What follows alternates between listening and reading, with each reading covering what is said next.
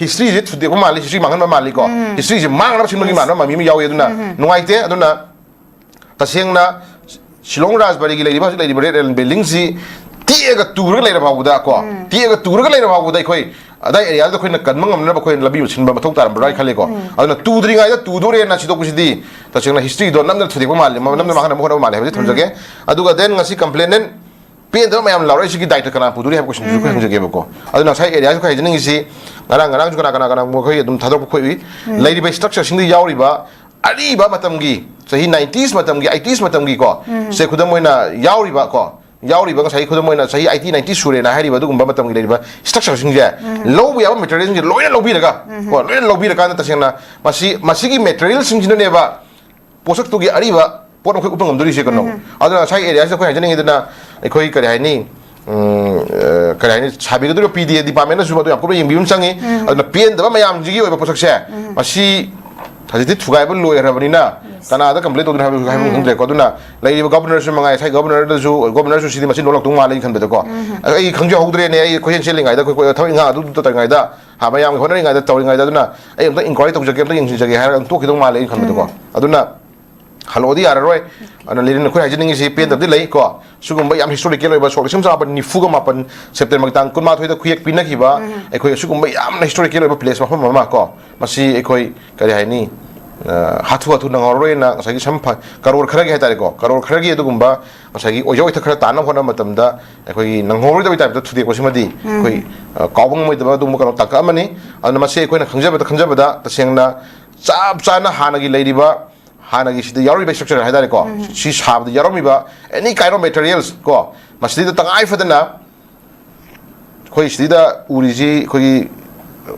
cek cerang yang uri ko, saya bersama yang uri. Masih cara ini mencari cara Cina ini metode kau maksudnya, except Yumi makong tu sumsari hari kesu penglang kal Cina riba tu gumbang sagi, aru pun saya macam yang orang sini, jadi kau kecut mami kalau tiak kan lebih uri ko. Anu semua macam yang saya, amat temang handena, hana gila di proses ini amat temang handena, cek, wajera nung wajera lewat, masih tak kamai tu biar dia proses kuda thada biar matung dekat ini, kau sahih lisang silap batu kumba sahih marfu hela ba sahih mau drasur batu kumba soalnya batu kumba history lagi batu kumba building segi ba kau kan saya kau tungda sahih miron cina sahih magi lagi sahih segi pai materials sahih kia suro materials no sahih kia suro pot no hena madu heng test tu ba lagi seasoning ba khangning ba mayam lagi missing do adu miron yang lakma tam madu lain khangmu ya nabi damang terkait ini lagi pot sing ya mata mahan jadi deko mahan dia tu nang sahih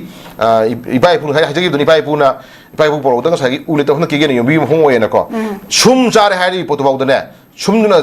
tum mak cari bau ko, cari bau kerana tum itu bau lain na bagi mama papa itu orang ko, anu sagi museum ni koi, saya lising ani ki ongi mari ki mangagi ko, saya sangat mayam ki puari ki tu kumba, lain nama pot ari mayam itu masih pura lakan dah, sum cagera calling cagera, antara nang saya kerana ini macet macam tu cagera, aku museum tu pura thamari je kayino, magi lagi structure magi potu matung ni yang kan dah, saya lising suki wari ni, saya lising suk sang bagi puari ki kerana pot ni saya gaya je, adu tai ni hari ni lirin ko, adu mau post tak napa kudam sang dalam lain napa potu mau posting je, lain napa pot tham napa kena kita hai tu dan aku kita, karor manga tara kita maktab building mukong ninggai tu re, nang saya yar kan karor kham tanah biro ko adu manipur ki puari ki lady ba du building mayam ari stall mayam je loina thugai ra ka no ngong saga sabiro ko adu hairo ko su khoi garum khala ka ni pramani ko adu karor mayam leiba ngam da pot yam yauri hemni khoi na karor mayam thadra ka leiba yauri da ba karor mayam leiba yauri da ba karor mayam mohus mayar da pot mayam yauri ba ko karor mayam mohus mayar da pot mayam ning do preserve taro thamam chang hebni da adu indan aine ki indan national ka no gi khoi gi army ki leiba neta swasna bosna leiramba moirang gi aine gi leiba yum koi yum masadu bawudi karor mayam thadara ga kaya ni yum du nong chotana ba adagi nongkhang chaidana ba asi mi thamdana mayam thamdana then india gi flag wang chinghatana adugu yum masado adu bawudi ga si kaya ni chaw horba yot mayam na yomjal laga ko khal laga nga thangre ko ai ji si ko adugu ba neta swasna bosna तुम mean ले rummy चारा मी माना पथारा मी है yum दुम सादो बाबुदी करे है नी अचौ युत में याना युमजल लगा को कोगी नोंगई मरु चंगoi द बॉम टॉप चंगoi द बगी मोंग द खाजला थंबी खरे को अदवा मणिपुर की पुआरी हिस्ट्री द सगोन जरा छौन जरक पा ꯌꯥꯝꯅ ꯑꯔꯨꯕ ꯇꯥꯡꯀꯛ ꯑꯣꯏꯔꯤꯕ ꯑꯗꯨꯒꯨꯝꯕ ꯉꯁꯥꯏꯒꯤ ꯃꯅꯤꯄꯨꯔꯁꯦ ꯏꯟꯗꯤꯌꯥꯒꯤ ꯏꯅꯤꯟ ꯑꯃ ꯑꯣꯏꯅ ꯍꯣꯠꯅꯕ ꯃꯇꯝꯗ ꯁꯤꯒꯤ ꯃꯐꯝꯁꯦ ꯁꯥꯏꯟ ꯄꯤꯅꯈꯤꯕ ꯖꯒꯥꯁꯦ ꯁꯤ ꯐꯥꯎꯕꯗꯤ ꯀꯩꯅꯣ ꯃꯈꯣꯡꯒꯤ ꯌꯣꯠ ꯍꯩꯖꯤꯜꯂꯒ ꯕꯤꯜꯗꯤꯡꯁꯤ ꯇꯨꯗꯅꯕ ꯉꯥꯛꯄꯗꯧꯗꯤ ꯃꯣꯏ ꯉꯝꯅꯤꯗꯅꯀꯣ ꯑꯗꯨ ꯇꯧꯕꯤꯗꯅ ꯂꯣꯏ ꯁꯤꯒꯨꯝꯁꯥꯟ ꯊꯨꯒꯥꯏꯕꯁꯤꯗꯤ ꯌꯥꯝ ꯅꯨꯡꯉꯥꯏꯇꯕ ꯄꯣꯠ ꯈꯔ ꯂꯩ ꯃꯁꯦ ꯑꯩꯈꯣꯏꯒꯤ ꯂꯩꯔꯤꯕ ꯉꯁꯥꯏꯒꯤ PDAꯒꯤ ꯂꯩꯔꯤꯕ ꯑꯣꯐꯤꯁꯤꯌꯦꯜ ꯗꯤꯄꯥꯔꯠꯃꯦꯟꯒꯤ ꯑꯩꯈꯣꯏ ꯍꯥꯏꯖꯅ ꯍꯝꯕꯜ ꯇꯧꯖꯅꯤꯡꯉꯤꯁꯤ ꯈꯤꯇꯪ ꯃꯃꯥ ꯂꯩꯕꯥꯛ ꯅꯨꯡꯁꯤꯕ ꯀꯣ ꯍꯤꯁꯇ꯭ꯔꯤ ꯂꯩꯅꯕ ꯀꯣ ꯃꯖꯥꯇꯤ ꯅꯨꯡꯁꯤꯕ ꯑꯗꯨꯒꯨꯝꯕ ꯃꯤꯑꯣꯏ ꯈꯔ ꯑꯣꯏꯍꯟꯅꯤꯡꯉꯤꯀꯣ ꯉꯥꯛꯇꯪꯒꯤ ꯄꯩꯁꯥꯗ ꯃꯤꯀꯥꯞ ꯊꯕꯛ ꯇꯧꯕꯤꯗꯅꯣ ꯁꯤꯗꯤ PDAꯅ ꯂꯥꯛꯑꯕꯅꯤ나 PDAꯒꯤ ꯑꯣꯐꯤꯁꯤꯌꯦꯜꯁꯤꯡꯗꯗꯤ ꯑꯩꯈꯣꯏ ꯍꯥꯏꯖꯔꯤꯁꯤꯀꯣ ꯇꯁꯦꯡꯅ ꯃꯣꯏꯒꯤ ꯋꯥꯈꯜꯂꯣꯟꯁꯤꯅꯦ ꯑꯩꯈꯣꯏ ꯉꯛꯏꯁꯦ ꯑꯗꯨꯅ ꯇꯥꯛꯄꯗꯤ I am the director I am the commissioner ꯑꯗꯩ I am the IS officer ꯍꯥꯏꯅ ꯆꯠꯂꯀꯥꯟꯗ ꯇꯥꯏ ꯐꯖꯅ ꯑꯩꯅ ꯇꯧꯅꯤꯡ ꯇꯧꯕ ꯌꯥꯅꯤ ꯍꯥꯏꯕꯒꯤ ꯄꯣꯠ ꯑꯃ ꯂꯥꯛꯄꯗꯨꯗꯤ ꯑꯗꯨꯗꯤ ꯃꯃꯥ ꯂꯩꯕꯥꯛ ꯅꯨꯡꯁꯤꯕ ꯆꯤꯡꯉꯛꯇ꯭ꯔꯦꯕꯀꯣ ꯇꯁꯦꯡꯅ ꯁꯤꯒꯨꯝꯕ ꯌꯥꯝ ꯍꯤꯁꯇꯣꯔꯤꯀꯦꯜ ꯑꯣꯏꯕ ꯃꯐꯝꯁꯤꯃ ꯊꯨꯒꯥꯏꯕ ꯀꯧꯈꯥꯏꯕ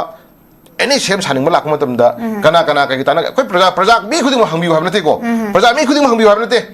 ꯇꯉꯥꯏ ꯐꯗꯅ ꯁꯝ ꯂꯤꯗꯔꯁ ꯈꯔꯒꯤ ꯑꯣꯏꯕ ꯑꯣꯄꯤꯅꯤꯌꯟ ꯈꯔ ꯁꯤꯛ ꯇꯧꯕꯤꯔꯝꯕ ꯆꯪꯉꯦꯕꯀꯣ ꯁ꯭ꯇꯦꯛ ꯍꯣꯜꯗꯔ ꯈꯔꯒꯤ ꯑꯗꯨꯒ ꯃꯅꯤꯄꯨꯔꯒꯤ ꯄ꯭ꯔꯖꯥ ꯃꯤꯌꯥꯝꯒꯤ ꯑꯣꯏꯕ ꯑꯁꯤ ꯈꯨꯗꯝ ꯑꯣꯏꯅ ꯊꯨꯒꯥꯏꯗ꯭ꯔꯤꯉꯩ ꯃꯃꯥꯡꯗ ꯃꯣꯏ ꯄꯦꯄꯔꯗ ꯑꯦꯅꯥꯎꯟꯁꯃꯦꯟ ꯇꯧꯔꯝꯕꯁꯨ ꯌꯥꯏꯅ ꯅꯠꯇ꯭ꯔꯣ ꯑꯩꯈꯣꯏ ꯁꯤꯂꯣꯡꯒꯤ ꯂꯩꯔꯤꯕ ꯑꯗꯨꯒꯨꯝꯕ ꯑꯩꯈꯣꯏꯒꯤ ꯔꯦꯗ ꯂꯦꯟ ꯕꯤꯜꯗꯤꯡꯁꯦ ꯁꯤꯂꯣꯡꯒꯤ ꯔꯥꯖꯕꯥꯔꯤ ꯑꯩꯈꯣꯏ ꯕꯤꯜꯗꯤꯡꯁꯦ ꯑꯩꯈꯣꯏꯅ ꯊꯥꯖꯔꯨꯕ ꯄ꯭ꯔꯣꯖꯦꯛꯇꯣ ꯃꯥꯏ ꯄꯥꯛꯑꯦ ꯇꯁꯦꯡꯅ ꯌꯥꯝ ꯍꯤꯁꯇꯣꯔꯤꯀꯦꯜ ꯑꯣꯏꯕ ꯖꯒꯥꯅꯤ ꯃꯁꯤ ꯑꯩꯈꯣꯏꯅ ꯅꯧꯅ ꯁꯥꯗꯕ ꯌꯥꯔꯔꯣꯏ ꯁꯦꯝꯗꯕ ꯌꯥꯔꯣꯏ ꯈꯜꯂꯦ ꯑꯗꯨꯅ ꯃꯅꯤꯄꯨꯔ ꯃꯤꯌꯥꯝꯅ ꯀꯩ ꯑꯣꯄꯤꯅꯤꯌꯟ ꯂꯩꯒꯦ ꯍꯥꯏꯁꯦ ꯊꯝꯕꯤꯔꯝꯕ ꯌꯥꯏ ꯍꯥꯏꯕꯅꯤꯗ ꯄꯣꯠꯇꯨꯀꯣ ꯃꯅꯤꯄꯨꯔ ꯃꯤꯌꯥꯝꯒꯤ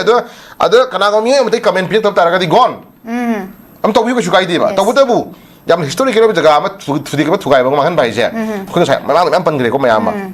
ꯑꯗꯨꯅ ꯃꯁꯤ ꯍꯦꯛꯇ ꯇꯧꯅꯤꯡꯉꯦꯅ ꯇꯧꯕꯁꯤꯗꯤ ꯑꯩꯈꯣꯏ ꯉꯁꯥꯏꯁꯦ ꯑꯗꯨꯅꯤ ꯀꯔꯣꯔ ꯃꯌꯥꯝꯅ ꯂꯩꯕ ꯌꯥꯗꯕ ꯀꯔꯣꯔ ꯃꯌꯥꯝ ꯃꯍꯨꯠ ꯁꯤꯟꯅꯕ ꯌꯥꯗꯕ ꯄꯣꯠ ꯃꯌꯥꯝ ꯌꯥꯎꯔꯤ ꯁꯤ ꯃꯅꯨꯡꯁꯤꯗꯀꯣ ꯑꯗꯨꯅ ꯑꯗꯨꯒ ꯃꯌꯥꯝ ꯈꯪꯕꯤꯔꯒ ꯊꯕꯛ ꯇꯧꯍꯟꯖꯅꯤꯡꯉꯤ ꯑꯗꯨꯅ ꯃꯅꯤꯄꯨꯔꯗ ꯊꯕꯛ ꯇꯧꯕꯤꯔꯤꯕ ꯑꯗꯨꯒꯨꯝꯕ ꯁ꯭ꯇꯦꯛ ꯍꯣꯜꯗꯔ ꯑꯩꯈꯣꯏ ꯁꯣꯔꯤ ꯕ꯭ꯌꯨꯔꯣꯀ꯭ꯔꯦꯠ ꯑꯣꯐꯤꯁꯥꯔ ꯃꯌꯥꯝꯁꯦ ꯇꯁꯦꯡꯅ ꯃꯊꯃꯣꯏ ꯁꯦꯡꯕ ꯀꯣ ꯃꯃꯥ ꯂꯩꯕꯥꯛ ꯅꯨꯡꯁꯤꯕ ꯍꯤꯁꯇꯣꯔꯤꯀꯦꯜ ꯐꯖꯅ ꯃꯨꯟꯅ ꯅꯩꯅꯕꯤꯔꯀꯥꯟꯗ ꯃꯥꯡꯕ ꯌꯥꯗꯕ ꯄꯣꯠꯁꯛꯁꯤꯡꯁꯦ ꯀꯔꯣꯔꯅ ꯃꯍꯨꯠ ꯁꯤꯟꯕ ꯌꯥꯗꯕ ꯃꯌꯥꯝ ꯂꯩ ꯍꯥꯏꯕ ꯃꯐꯝꯁꯦ ꯎꯕꯤꯔꯀꯥꯟꯗ ꯉꯁꯤ ꯃꯥꯂꯦꯝꯗ ꯑꯐꯥꯎꯕ ꯅꯠꯇ꯭ꯔꯒꯅ ꯌꯥꯝ ꯄꯣꯠꯁꯛ ꯈꯨꯗꯤꯡꯃꯛ ꯁꯛ ꯇꯥꯛꯅꯔꯤꯁꯤꯡꯁꯦ ꯑꯩꯈꯣꯏ ꯄꯣꯠꯁꯛꯇ ꯅꯠꯇ꯭ꯔꯒ ꯂꯩꯔꯝꯃꯤꯕ ꯍꯤꯁꯇꯣꯔꯤꯀꯦꯜꯗ ꯕꯦꯁ ꯇꯧꯅꯔꯒ ꯆꯠꯅꯕ ꯉꯥꯛꯇꯅꯤꯀꯣ ꯑꯗꯨꯅ ꯑꯩꯈꯣꯏꯒꯤ ꯍꯤꯁꯇ꯭ꯔꯤ ꯃꯥꯡꯅꯕ ꯁꯨꯝ ꯍꯣꯠꯅꯕꯒꯤ ꯊꯕꯛꯁꯦ ꯇꯧꯅꯔꯒꯨꯝꯁꯤ ꯅꯤꯡꯈꯥꯏꯔꯒ ꯇꯨꯖꯔꯁꯅꯨ ꯀꯣ ꯃꯔꯤꯟ ꯂꯩꯕ ꯃꯊꯧꯅꯥ ꯐꯕ ꯀꯅꯥꯒꯨꯝꯕ ꯑꯃ ꯂꯥꯛꯑꯒꯅꯦ ꯇꯦꯞ ꯁꯥꯔ ꯆꯞꯀꯦꯔꯥ ꯋꯥꯆꯞꯅ ꯆꯞꯀꯦꯔꯥ ꯅꯠꯇ꯭ꯔꯒ ꯀꯩꯗꯧꯔ ꯁꯦꯝꯒꯅꯤ ꯄ꯭ꯔꯃꯥꯅꯤꯀꯣ ꯑꯗꯨꯅ ꯉꯁꯥꯏꯒꯤ ꯍꯥꯟꯅꯒꯤ ꯂꯩꯖꯔꯤꯕ ꯍꯤꯁꯇꯣꯔꯤꯀꯦꯜ ꯄ꯭ꯂꯦꯁ ꯃꯐꯝꯁꯤꯡꯁꯤꯗꯤ ꯇꯁꯦꯡꯅ ꯑꯩꯈꯣꯏ ꯇꯨꯔꯒ ꯃꯥꯡꯒꯦꯔꯥ ꯇꯥꯔꯒ ꯆꯦꯞꯄ ꯂꯩꯒꯦꯔꯥ ꯂꯩꯖꯁꯅꯨꯀꯣ ꯃꯗꯨꯅ ꯑꯩꯈꯣꯏ ꯍꯤꯁꯇ꯭ꯔꯤ ꯇꯥꯛꯇꯣꯏꯅꯤꯀꯣ ꯑꯗꯨꯒꯨꯝꯕ ꯍꯤꯁꯇ꯭ꯔꯤ ꯇꯥꯛꯀꯗꯧꯕ ꯄꯣꯠꯁꯛꯁꯤꯡꯗꯣ ꯃꯥꯡꯍꯟꯕꯤꯗꯅꯕ ꯍꯣꯠꯅꯕ ꯑꯃ ꯆꯪꯉꯦ ꯍꯥꯏꯕ ꯊꯝꯖꯒꯦ ꯂꯣꯏꯅꯅ ꯄꯩꯁꯥ ꯄꯥꯏꯔꯦ ꯑꯩ ꯇꯧꯕ ꯉꯝꯃꯦ ꯑꯩ ꯋꯦꯁꯇꯔꯟ ꯂꯥꯏꯐꯇ ꯍꯤꯡꯉꯕ ꯄꯨꯟꯁꯤꯅꯤ ꯀꯣ ꯃꯦꯂꯦꯟ ꯏꯟꯗꯤꯌꯥꯒꯤ ꯂꯩꯔꯤꯕ ꯑꯩꯈꯣꯏ ꯆꯥꯛ ꯆꯥꯔꯕꯅꯤꯅ ꯉꯁꯥꯏꯒꯤ ꯇꯥꯏ ꯄꯨꯟꯗꯨꯅ ꯑꯗꯒꯤ ꯋꯥꯔꯤꯅꯤ ꯉꯁꯥꯏ ꯀꯣꯠ ꯂꯤꯠꯇꯨꯅ ꯗꯦꯟ ꯉꯁꯥꯏꯒꯤ ꯂꯦꯟꯃꯦꯟ ꯏꯟꯗꯤꯌꯥꯒꯤ ꯗꯦꯜꯂꯤ ꯃꯌꯣꯟꯗ AC ꯃꯌꯥꯝꯅ ꯀꯣꯏꯁꯤꯜꯂꯒ ꯂꯩꯕ ꯕꯤꯜꯗꯤꯡ ꯀꯣ ꯁꯥꯔꯕ ꯇꯦꯝꯄꯔꯦꯆꯔ ꯃꯔꯛꯇꯨꯗꯩꯗ ꯑꯩꯈꯣꯏ ꯑꯁꯥꯕ ꯈꯪꯗꯅ AC ꯃꯅꯨꯡꯗ ꯂꯩꯕ ꯂꯥꯏꯐ ꯁ꯭ꯇꯥꯏꯜ ꯀꯣ ꯃꯕꯨꯛ ꯅꯥꯟꯗꯅ ꯂꯩꯕ ꯑꯗꯨꯒꯨꯝꯕ ꯉꯁꯥꯏꯒꯤ ꯃꯌꯥꯝꯒꯤ ꯄꯨꯟꯁꯤ ꯃꯍꯤꯡꯗ ꯂꯩꯔꯀꯥꯟꯗ ꯆꯥꯎꯈꯠꯂꯦ ꯍꯥꯏꯕꯗꯨꯅꯗꯤ ꯌꯥꯔꯣꯏꯕꯀꯣ ꯇꯁꯦꯡꯅ ꯃꯥ ꯃꯁꯥꯁꯤ ꯀꯅꯥꯅꯣ ꯍꯌꯦꯡ ꯃꯥ ꯃꯁꯥꯗꯣ ꯀꯅꯥꯅೋ ꯍꯪꯀꯥꯟꯗ ꯇꯉꯥꯏ ꯐꯗꯅ ꯃꯥꯒꯤ ꯍꯧꯔꯛꯐꯝ ꯃꯥꯒꯤ ꯄꯣꯛꯐꯝ ꯃꯥꯒꯤ ꯍꯧꯔꯛꯈꯤꯕ ꯍꯤꯁꯇ꯭ꯔꯤꯗꯨꯃꯗꯤ ꯑꯩꯈꯣꯏ ꯇꯥꯛꯇꯕ ꯌꯥꯔꯣꯏꯕꯀꯣ ꯑꯩꯅ ꯍꯥꯏꯖꯅꯤꯡꯉꯤꯗꯤ ꯁꯦ ꯀ꯭ꯋꯥꯛꯅ ꯀ꯭ꯋꯥꯛ ꯋꯥꯍꯣꯡꯅ ꯋꯥꯍꯣꯡ ꯏꯄꯥ ꯏꯄꯨꯒꯤ ꯄꯣꯠ ꯑꯃ ꯂꯩꯀꯣ ꯀ꯭ꯋꯥꯛꯇ ꯋꯥꯍꯣꯡꯒꯤ ꯃꯇꯨ ꯊꯦꯛꯆꯤꯜꯂꯁꯨ ꯋꯥꯍꯣꯡ ꯑꯃꯗꯤ ꯌꯥꯔꯣꯏꯗꯅ ꯑꯗꯨꯅ ꯃꯩꯇꯩ ꯑꯩꯈꯣꯏꯒꯤ ꯂꯩꯖꯔꯤꯕ ꯑꯩꯈꯣꯏꯒꯤ ꯍꯧꯔꯛꯏꯕ ꯐꯨꯔꯨꯞ ꯃꯌꯥꯝ ꯈꯨꯟꯗꯥꯃꯤꯟꯅꯔꯤꯕ ꯐꯨꯔꯨꯞ ꯃꯌꯥꯝꯁꯦ ꯃꯅꯤꯄꯨꯔꯁꯤ ꯀꯟꯅꯅꯕ ꯍꯣꯠꯅꯕ ꯃꯇꯝꯗ ꯑꯩꯈꯣꯏ ꯀꯅꯥꯅ ꯀꯟꯒꯗ꯭ꯔꯥ ꯍꯥꯏꯇꯥꯔꯒꯗꯤ ꯂꯩꯖꯔꯤꯕ ꯑꯩꯈꯣꯏ ꯂꯩꯔꯤꯕ ꯉꯁꯥꯏꯒꯤ ꯏꯃꯥ ꯂꯩꯕꯥꯛ ꯃꯅꯤꯄꯨꯔꯗ ꯄꯣꯛꯆꯔꯤꯕ ꯑꯗꯨꯒꯨꯝꯕ ꯀꯝꯃꯨꯅꯤꯇꯤ ꯈꯨꯗꯤꯡꯃꯛꯁꯦ ꯈꯨꯟꯗꯥꯃꯤꯟꯅꯔꯤꯕ ꯀꯝꯃꯨꯅꯤꯇꯤ ꯈꯨꯗꯤꯡꯃꯛ ꯍꯥꯏꯇꯥꯔꯦꯀꯣ ꯏꯟꯗꯤꯖꯤꯅꯁ ꯄꯤꯄꯜꯁ ꯈꯨꯗꯤꯡꯃꯛꯅ ꯑꯩꯈꯣꯏ ꯃꯅꯤꯄꯨꯔꯁꯤ ꯀꯟꯒꯗꯧꯕꯅꯦꯕꯀꯣ ꯑꯗꯨꯅ ꯑꯩꯈꯣꯏꯁꯤ we are from Manipur ko we are Maitai guys thakai phai koi we are Naga ko we are adu ana magi mai community le jam je adubu aikoi adu jeraga su we are from Manipur imali bakang lepak Manipur dagi na haibase aikoi Delhi da le su ko crorepati or millionaire or su ma ada sagi sidagi ola chakra ada Ramdas Chaudhuri nungdri ola su magi blood to di Manipur ni kau Manipur dagi na haibse ma kasu khongbu yaroi bako sidagi chalaga Delhi gi citizen ong su Delhi gi voter pan su Delhi gi ngasagi melen India gi ngasagi life sa hingraga su hai mi do agi voter palaga ada vote hada ba ada vote lepe voter car en khala ba bodane adubu magi mangsa seli i du madi ma kai la kuno habi kan bi yaroi bako dinaduna kun hangjaning si imale bak Manipur kan na hona matamda ekoi puna maki thodang leimini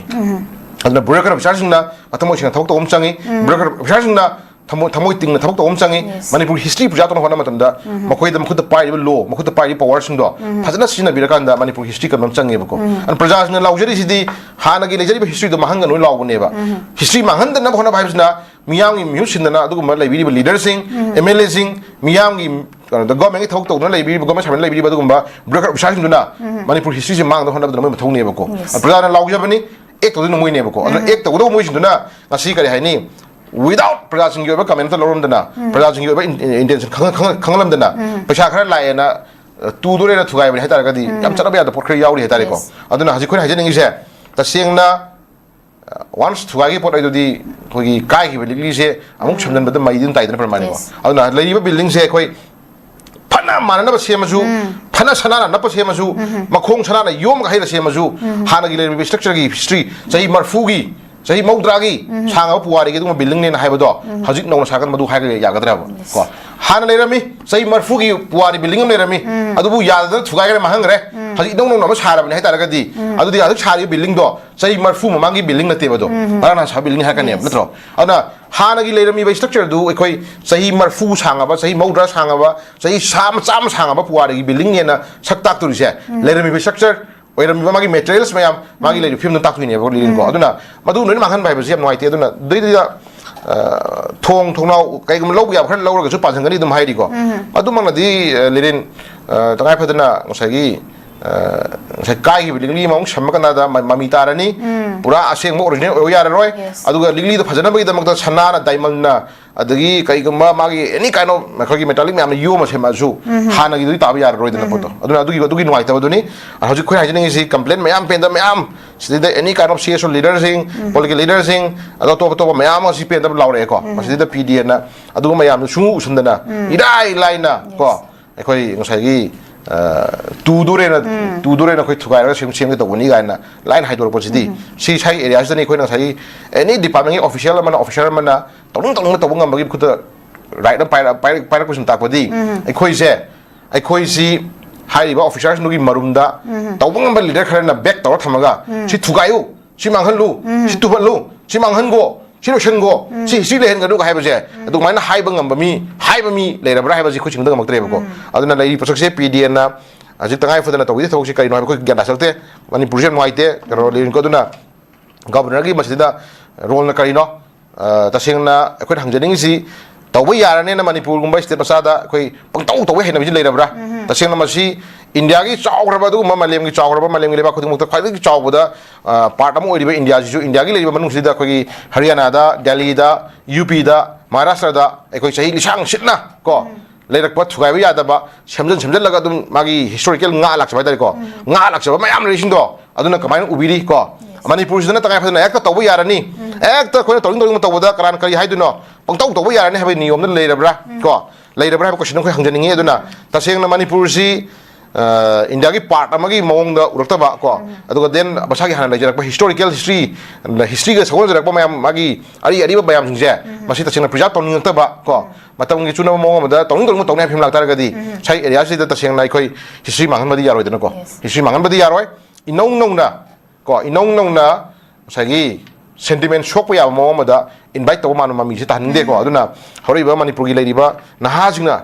पेंदना ngasi laure kholaw mayam jingse sugumba isagi lejerakpa अखोई Indian नी हाइरसु India की मनुंग दा अखोई federal structure है तारे को तोगानो कम्युनिटी मयाम न पुलग छेबा को अतोप अखोई सिख जैन मुस्लिम हिंदू को अदगी अखोई से मैतै अद एनी ट्राइब कम्युनिटी मयाम एनी कम्युनिटीज मयाम न अखोई खुंदामिनर सेमा दुगुंबा इंडिया ने को